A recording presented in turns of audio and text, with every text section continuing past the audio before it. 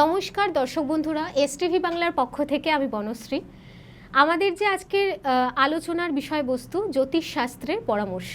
আপনারা সকলেই জানেন যে এসটিভি বাংলা আপনাদেরকে যত দূর সম্ভব নতুন নতুন প্রোগ্রাম তুলে ধরতে আগ্রহী এবং এই বর্তমান দিনে দাঁড়িয়ে প্রচুর সমস্যায় মানুষ জর্জরিত, সেটা কেরিয়ারের সমস্যা হোক কিংবা লাভ রিলেটেড সমস্যা হোক কিংবা বাস্তু সমস্যা হোক বা বিভিন্ন ধরনের শারীরিক কিংবা মানসিক সমস্যা। তো সেই রকম সমস্যা নিয়েই প্রতিটা মানুষ এখন জর্জরিত। তো তখন শরণাপন্ন হয় যে বিভিন্ন ধরনের অ্যাস্ট্রোলজারের খোঁজ করেন, তারা বিভিন্ন অ্যাস্ট্রোলজারকে তারা হতাশায় পড়ে তারা শরণাপন্ন হয়। তো এমনই একজন অ্যাস্ট্রোলজার আমাদেরকে আজকে আমাদের এই স্টুডিওতে এসেছে, বা আমরা যাকে পেয়েছি।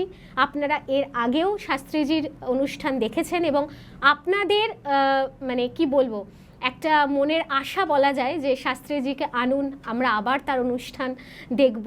একদমই আজকে সেই রকম শাস্ত্রীজি আপনাদের অনুরোধে আমাদের স্টুডিওতে হাজির হয়েছেন। সপ্তর্ষি শাস্ত্রী মহাশয়কে অনেক ধন্যবাদ আমাদের স্টুডিওতে আসার জন্য। সবার প্রথমে আসন্ন শারদীয়া, বিজয়া এবং দীপাবলি উপলক্ষে গুরুজনদের আমার প্রণাম, বন্ধুবর্গকে আমার ভালোবাসা এবং ছোটদের প্রতি আমার স্নেহ এবং ভালোবাসা জানিয়ে এই অনুষ্ঠান শুরু করছি। পরম করুণাময় ব্রহ্মময়ী মায়ের রাতুল চরণে এই নিবেদন করি যাতে তিনি আপনাদের কল্যাণ করেন, সুখ এবং সমৃদ্ধিতে আপনাদের পরিবারকে বাড়িয়ে তোলেন। শাস্ত্রীজির কথা রেশ ধরেই একটা কথা খুব জানতে ইচ্ছা করছে। শাস্ত্রীজি বললেন যে সুখ সমৃদ্ধিতে ভরে উঠুক আপনাদের জীবন। তো শাস্ত্রীজি, এখন তো এই সুখ আর এই সমৃদ্ধি পাওয়াটাই বড় দুষ্কর হয়ে উঠছে মানুষের, তো সেটা কি করে ডেভেলপ করা যায়, এই কোশ্চেনটা যদি আপনি একটু দর্শক বন্ধুদের সামনে বলেন যে কিভাবে আমরা সুখ আর সমৃদ্ধিটাকে আনতে পারবো। সুখ ও সমৃদ্ধি এই দুটো কিন্তু বিধাতা দ্বারা নির্ধারিত, আমাদের ভাগ্য থেকে আসে একদম। এবং বিধাতা পুরুষ আমাদের পূর্ব জন্মের কর্মফলটাকে আমাদের প্রারব্ধ করে এই জন্মে ভাগ্যতে আমাদের কনভার্ট করেন। সেক্ষেত্রে কি হয়, একটা পার্টিকুলার গ্রহ নক্ষত্রের অবস্থান থেকে বা তার জন্মছক থেকে সেটা বিচার করে আমরা সেই ভাগ্য আমরা প্রাপ্ত হই। কিন্তু সেইখান থেকে কিছু শুভযোগ থাকে, কিছু অশুভ যোগ থাকে। শুভ যোগে যেরকম শুভ ফল আছে, অশুভ যোগের কিন্তু কিছু কিছু আমরা খারাপ ফল পেতে থাকি। সেই খারাপ জায়গা থেকে আপনাদেরকে কিভাবে রেকটিফাইড করতে হবে সেই শাস্ত্রটা কিন্তু জ্যোতিষ শাস্ত্রের মধ্যে লিপিবদ্ধ করা আছে। প্রাচীন মুনি ঋষিরা তাদের গভীর গবেষণার লব্ধ জ্ঞান, তাদের সাধনা লব্ধ জ্ঞান আমাদের ভারতবর্ষের এই পুঁথিতে তারা লিপিবদ্ধ করে গেছেন, যাতে আমরা ভাগ্যের হাতে মার না খেয়ে দুর্ভাগ্যের বিরুদ্ধে লড়াই করে তাকে দুর্ভাগ্যকে জয় করে দুর্ভাগ্যকে আমরা সৌভাগ্যতে পরিণত করতে পারি। তাই সেই পথ আমরা জ্যোতিষের মাধ্যমে পাই। তা আমাদের যেটা কথা বলছি যে সুখ আর সমৃদ্ধি, আমাদের দেখতে হবে যে ছকে কোন কোন জায়গায় আমাদের খারাপ যোগগুলো রয়েছে। সেই খারাপ যোগগুলো উপযুক্ত প্রতিকার, সেটা জ্যোতিষ মতেই হোক, সেটা তন্ত্র মতেই হোক, বা সেটা বাস্তু মতেই হোক, সেই জায়গা থেকে কিন্তু সেই সঠিক প্রতিকারটুকু যদি আমরা বার করে আনতে পারি, তবে শাস্ত্রকে অবলম্বন করে আমি এইটুকু বলতে পারি যে আপনাদের জীবনে ক্রমশ যে দুর্ভাগ্যের ছাওয়াটা ছিল, সেই দুর্ভাগ্যের ছাওয়াটা সরে গিয়ে একটা সৌভাগ্যতে রূপান্তরিত হবে। কিন্তু সেটি একটি সময় সাপেক্ষ বিষয়। শাস্ত্রীজি, একটা কথা খুব জানতে ইচ্ছা করছে যে অনেক দর্শক বন্ধুরা হয়তো বলবে যে আমার কাছে সুখ আসে বা আমার কাছে হয়তো টাকা পয়সাও আসে, কিন্তু আমি সেটাকে ধরে রাখতে পারছি না। আচ্ছা, তাহলে সেক্ষেত্রে কি করণীয়? সেক্ষেত্রে আমাদের দেখতে হবে যে তার ব্যয়ের জায়গাটা কি আছে, একদম, তার আয়ের জায়গাটা কি আছে, তার কর্মের জায়গাটা কি আছে। কোনো কোনো ছকে যদি আমরা দেখি আয়ের জায়গা থেকে ব্যয়ের জায়গা বেশি পাওয়ারফুল, সেখানে কিন্তু তার ব্যয় বেশি হবে, আয় কিন্তু হবে না। যেরকম তার যদি 10 টাকা আয় হয়, সেখানে 20 টাকা ব্যয়, রাস্তাটা পরিষ্কার থাকবে। তা সেই ব্যয়ের জায়গাটাকে নাশ করে বা ব্যয়ের জায়গাটাকে গার্ড দিয়ে আমরা আয়ের জায়গাটাকে যদি বাড়াতে পারি, আমার মনে হয় এই সমস্যাটা আমরা কিন্তু অনেকটাই রিকভার করতে পারবো। শাস্ত্রীজি, তার জন্য কি কোনো রকম ক্রীড়ার কি কোনো দরকার পড়ে? হ্যাঁ, ক্রিয়া অবশ্যই আছে। তার জন্য জ্যোতিষ মতে প্রতিকার রয়েছে এবং তন্ত্র মতেও কিন্তু এর পার্মানেন্ট সলিউশন রয়েছে। আর অনেক দর্শক বন্ধুদের হয়তো এই কোশ্চেনটা আসতে পারে যে সবার পক্ষে তো এফোর্ট করা সম্ভব নয়, তো তার জন্য কোনো ঘরোয়া টোটকা যদি একটু দর্শক বন্ধুদের বলেন। হ্যাঁ, ঘরোয়া টোটকা বলতে গেলে কি, আপনারা রোজ, আমরা মা মাসিরা প্রত্যেক দিন সন্ধ্যেবেলা ধুনো দিয়ে থাকি। একদম। সেই ধুনোর মধ্যে যদি একটু পরিমাণে সাদা সর্ষে, একটু পরিমাণে তেজপাতা আর একটু কর্পূর দিয়ে যদি আমরা জ্বালাতে পারি, কি বললাম, একটু পরিমাণে সাদা সর্ষে, একটু তেজপাতা আর একটু কর্পূর, এইগুলো দিয়ে যদি আমরা ধুনোটা একটু জ্বালাতে পারি, তো মনে হয় যে সেই নেগেটিভিটি বা নেগেটিভ যে জায়গাটা অনেকটাই কিন্তু রিকভার হতে পারে। শাস্ত্রীজি, এটা কি প্রতিদিনের তালিকার মধ্যেই রাখা যায়? প্রতিদিন আমরা তো যেটুকু পুজো পাঠ সংক্রান্ত প্রত্যেকই তো বাড়িতে ধুনোটা দেওয়া হয়, একদম রোজই দিতে পারি, কোনো অসুবিধা নেই।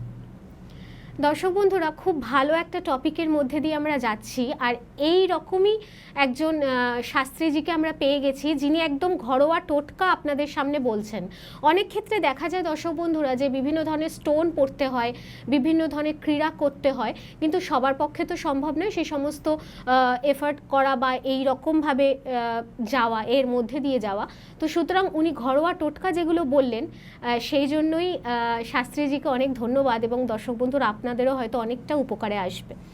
এবার শাস্ত্রীজি, যারা আপনাকে এই সিটে আবার দেখতে চেয়েছিল, এই সেটে আবার আসেন বা তার জন্যই আপনি আজকে এসেছেন, তো সেই রকমই ইয়াং জেনারেশনের কাছে একটা কোশ্চেন, যে তারা বলেছে যে শাস্ত্রীজিকে যদি এই কোশ্চেনটা করা যায় আমাদের খুব ভালো হয়।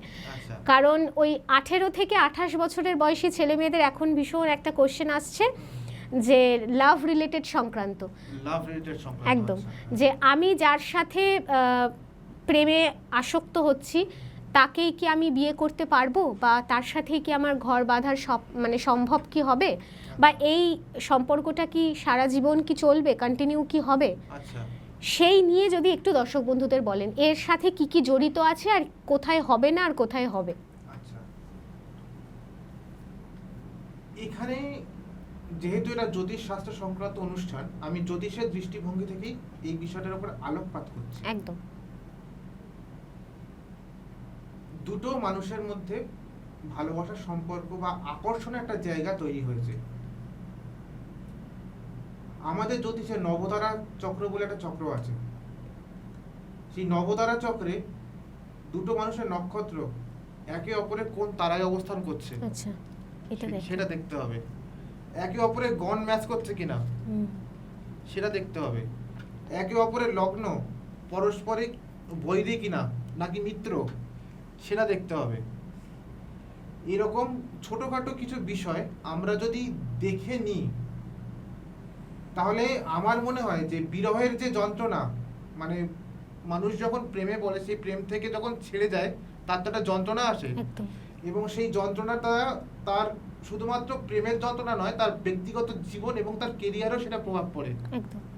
তা আমরা যদি এইগুলো একটু বিচার করতে, একবার একটু বিচার করে নিই যে আজকের যে প্রেমের সম্পর্কে আমরা যাচ্ছি, সেই প্রেমের সম্পর্কটাকে যদি আমরা সিরিয়াসলি নিই, যে পরবর্তীকালে এই সম্পর্কটা থেকে আমরা বিবাহের দিকে এগোবো, তো একটু মনে হয় যে এইগুলো একটু বিচার করা আমাদের পক্ষে উচিত, একটু জেনে নেওয়াটা উচিত।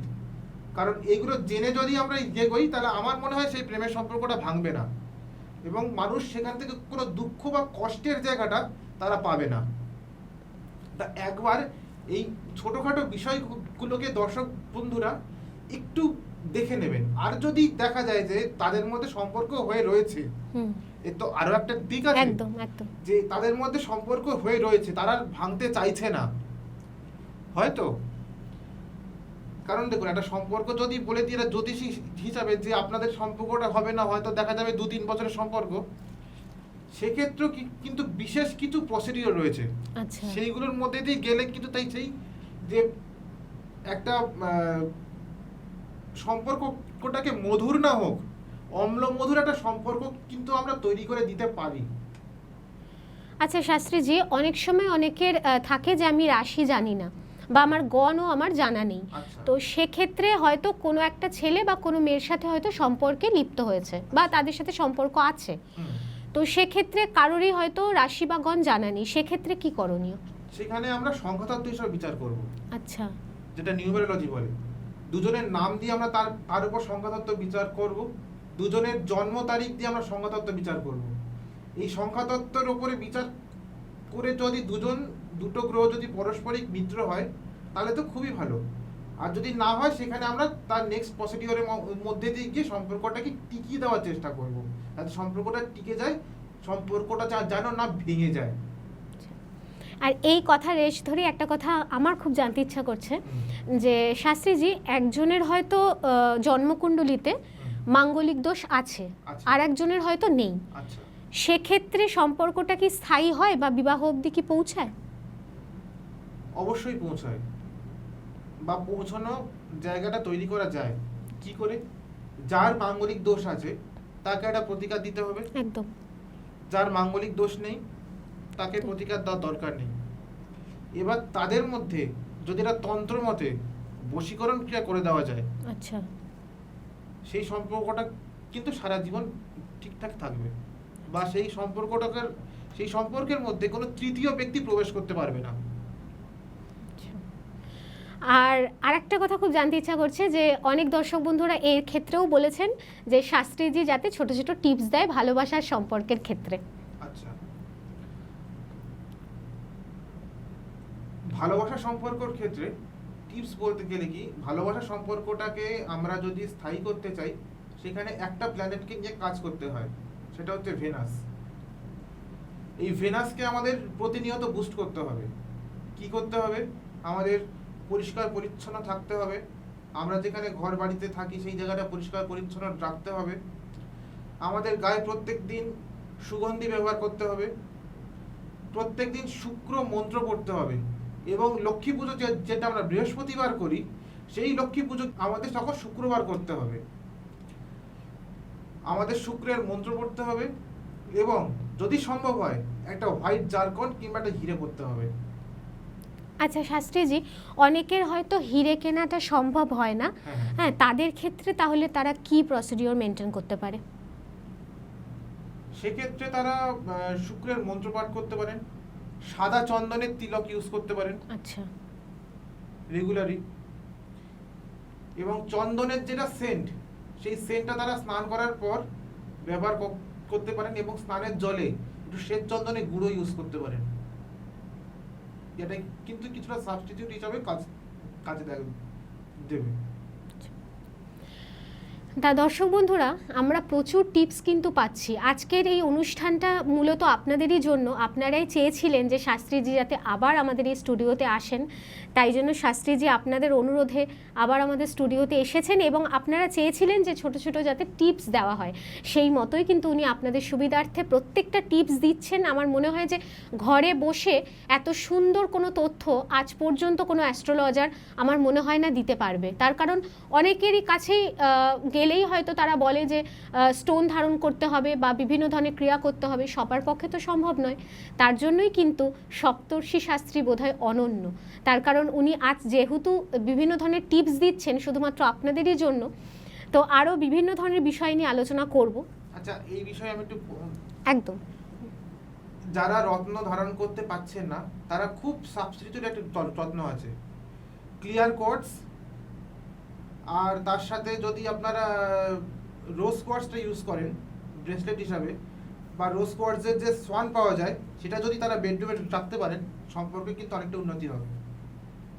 তাহলে বুঝতেই পারলেন যে ওই জন্য প্রথমেই বললাম যে ঘরে বসে এত সুন্দর সুন্দর টিপস দিলে আপনাদের মনে হয় যে জীবনের সমস্ত বাধা বোধ হয় এক নিমেষেই হাওয়া হয়ে যেতে পারে, এরকম একটা ব্যাপার। নেক্সট কোশ্চেনে শাস্ত্রীজির কাছে যাব।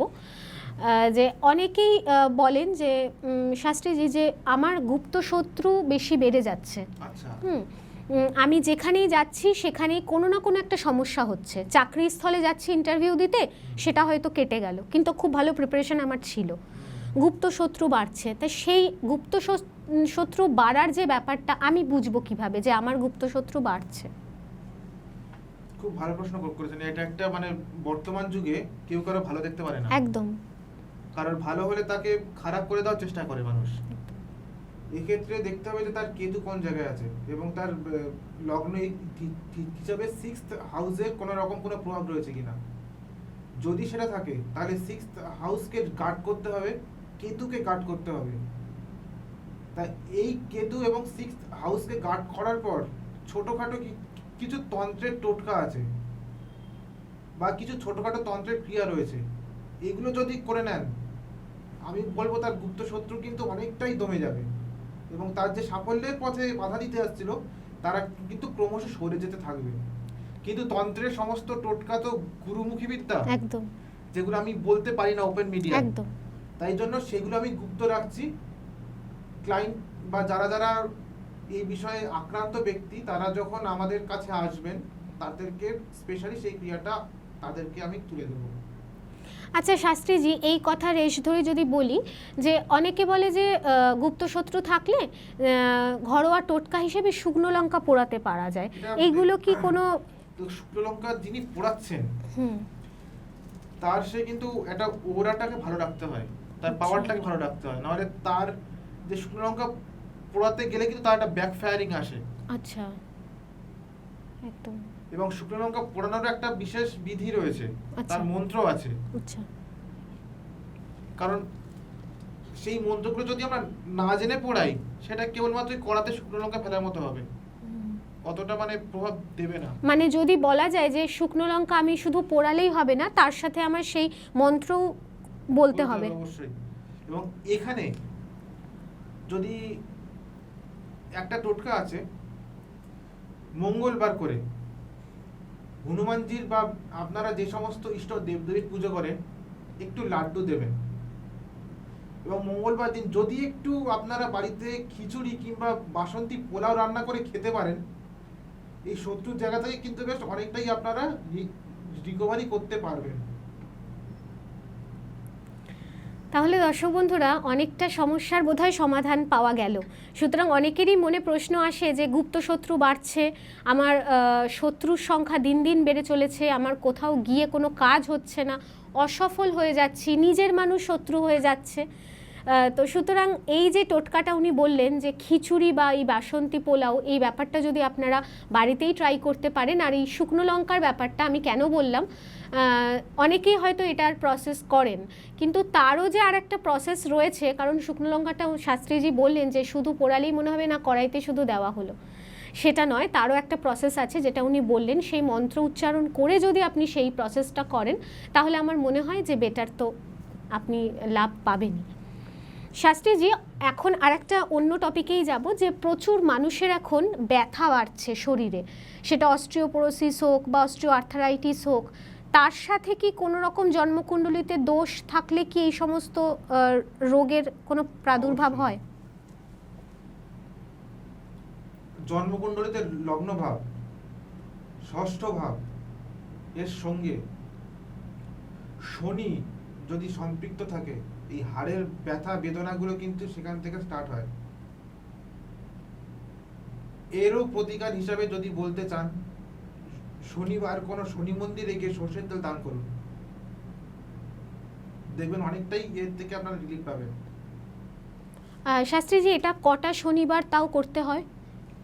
এটা মোটামুটি আপনি যদি 8টা শনিবার করেন, কারণ শনির সংখ্যা তো 8 তো 8টা শনিবার করে দেখুন, নিরামিষ খাবেন। কিন্তু হ্যাঁ, যেখানে আমি একটা কথা বলতে চাই, শনিদেবের প্রসাদ কখনো ঘরে আনবেন না। এবং শনিদেবের মন্দির থেকে যখন আপনি বাড়ি ফিরবেন, হাত পা ভালো করে ধুয়ে ফিরবেন। কারণ শনিদেবকে ভক্তি করা যায়, শ্রদ্ধা করা যায়, পুজো করা যায়, আহ্বান করা যায় না। শনিদেব হচ্ছেন সন্ন্যাসীদের ঠাকুর, গৃহীদের দেবতা তিনি নন। সুতরাং শনি মন্দির থেকে এই ক্রিয়া সর্ষের তেলটা দিয়ে আসার পর বা কোনো অসত্য গাছের তলাতে শনিবার এই তেলটা দিয়ে আসার পর হাত পা ভালো করে ধুয়ে তবে আপনারা কিন্তু ঘরেতে আসবেন, নচেত কিন্তু এর একটা নেগেটিভ প্রভাব কিন্তু পড়তে পারে। শাস্ত্রীজি, এবার আর একটা লাস্ট কোশ্চেন আপনার কাছে থাকবে, যে সবার উদ্দেশ্যে মানুষজন যাতে ভালো থাকে তার জন্য প্রতিনিয়ত কি কি প্রসেস একটু অবলম্বন করলে তারা একটু ভালো থাকতে পারে? প্রথমেই বলবো, ভালো থাকতে গেলে তার পিতা এবং মাতার প্রতি শ্রদ্ধা রাখতে হবে, একদম, যেটা প্রাথমিক কর্তব্য। কারণ পিতা মাতার শুভেচ্ছা ছাড়া কোনো মানুষ ভালো থাকতে পারে না। সেকেন্ডলি বলবো, বৃহস্পতিবার এবং শুক্রবার করে বাড়িতে একটু লক্ষ্মী পুজো দিতে, প্রত্যহ বাড়িতে হনুমান চালিসা পাঠ করুন, নবগ্রহ স্তোত্র পাঠ করুন। আপনার যে লগ্ন যদি জানা থাকে সেই লগ্নের ইষ্টদেবীর কবচ পাঠ করুন। এগুলো করুন, আমার মনে হয় অনেকটাই আপনারা রিকভারি করতে পারবেন। শাস্ত্রীজির প্রতিটা কথা মনে হয় যে একদম মানে অমূল্য যাকে বলা যায়। কারণ এসটিভি বাংলা, আপনারা সকলেই জানেন যে এসটিভি বাংলা সদা সর্বত্রই কিন্তু নতুন নতুন ট্যালেন্টেড মানুষদের, যাদের মধ্যে প্রতিভা আছে, সেটা বিভিন্ন ফিল্ডেই হোক না কেন, তাদেরকেই বেছে কিন্তু আমাদের স্টুডিওতে নিয়ে আসেন। সপ্তর্ষি শাস্ত্রীও একজন তার মধ্যে। তার কারণ উনি আগেও প্রোগ্রাম করে গেছেন, আপনাদের অনুরোধে, আপনারা চেয়েছিলেন বলেই আজও আমাদের এই স্টুডিওতে ওনাকে আমন্ত্রণ জানানো হয়েছে এবং আপনাদের ডাকে সাড়া দিয়ে উনি এসেছেন। তো সুতরাং শাস্ত্রীজির সাথে যোগাযোগ করতে হলে এবং শাস্ত্রীজির সাথে দেখা করতে হলে অ্যাড্রেস আর কন্ট্যাক্ট নাম্বারটা স্যার যদি আপনি একটু বলে দেন। আমার 3টে জায়গায় আমার আউটলেট আছে, দমদম ক্যান্টনমেন্ট, শ্রীরামপুর এবং পলতা। এই 3টে জায়গায় আমি বসি। আমার কন্ট্যাক্ট নাম্বারটা হচ্ছে 8910939878। শাস্ত্রীজি, এই নাম্বারে কল করলে কি রেগুলার ওপেনই থাকছে? হ্যাঁ, সকাল 10টা থেকে রাত 9টা পর্যন্ত। আচ্ছা, আর যদি কোনো দূরের বন্ধু আপনার সাথে যোগাযোগ করতে চায় তারা কিভাবে যোগাযোগ করতে পারে? এই নাম্বারেই যোগাযোগ করতে পারে? এই নাম্বারে আমার হোয়াটসঅ্যাপ আছে। আচ্ছা, হোয়াটসঅ্যাপ আছে, আপনারা যোগাযোগ করতে পারেন। আর অনলাইনে যদি কেউ কনসালটেশন নিতে চায় তাদের জন্য কি প্রসিডিওর রয়েছে? অনলাইনে যারা কনসালটেশন নিতে চান তারা এই নাম্বারে আপনাদের ডিটেলস পাঠাবেন, সেই থ্রু থেকে আমি যাবতীয় কনসালটেশন আমি করে দেব। আর আগে থেকে নাম লেখানোর বা নাম নথিভুক্ত করার কি কোনো ব্যাপার রয়েছে? অবশ্যই, আপনারা যারা আসতে চাইছেন অন্তত একদিন আগে ফোন করে দেবেন। তাহলে দর্শক বন্ধুরা, আপনাদের কাছে অনেক তথ্য আজকে গেল, যেগুলো মনে হয়েছিল ঘরে বসে আমরা পাচ্ছি না, বিভ্রান্ত হয়ে যাচ্ছি, বিভিন্ন ধরনের ক্যারিয়ারের সমস্যা, লাভ রিলেটেড সমস্যা বা গুপ্ত শত্রু সমস্যা, সেখান থেকে বেরিয়ে আসার হয়তো কিছুটা পথ শাস্ত্রীজি বলে দিলেন। সুতরাং আর অপেক্ষা না করে আরও যদি কোনো রকম জানার বিষয় থাকে বা যদি মনে হয় যে জীবনের চাকাটা হয়তো একটুখানি হয়তো স্তব্ধ হয়ে গেল, আমার দ্বারা কিছু হবে না, তা কিন্তু নয়, আপনার দ্বারাই হবে। যদি আপনি পজিটিভ থাকেন এবং যদি একজন সঠিক অ্যাস্ট্রোলজারের হাত ধরেন, তাহলে সঠিক গাইডেন্স পেলে অবশ্যই আপনার ভাগ্যের চাকা ঘুরতে তো বাধ্য। তো আজ আমাদের সময় এখানেই শেষ, কারণ সময়ের বাঁধনে আমরা সকলেই আবদ্ধ। আবার কোনো না কোনো সময় তো শাস্ত্রীজি আবার আসবেন আপনাদের জন্য, আরও বিভিন্ন ধরনের তথ্য নিয়ে হাজির হবে। তো সুতরাং সকলে খুব ভালো থাকবেন, সুন্দর থাকবেন এবং সবসময় নিরাপদে থাকবেন, এবং সঠিক অ্যাস্ট্রোলজারের হাত ধরলে সমস্ত বাধা থেকে আপনি কিন্তু মুক্ত হতে পারবেন। সুতরাং সকলে খুব ভালো থাকবেন। আজ এই পর্যন্তই, নমস্কার। নিবেদন করছে এসটিভি বাংলা, সঠিক কথা সহজে বলা।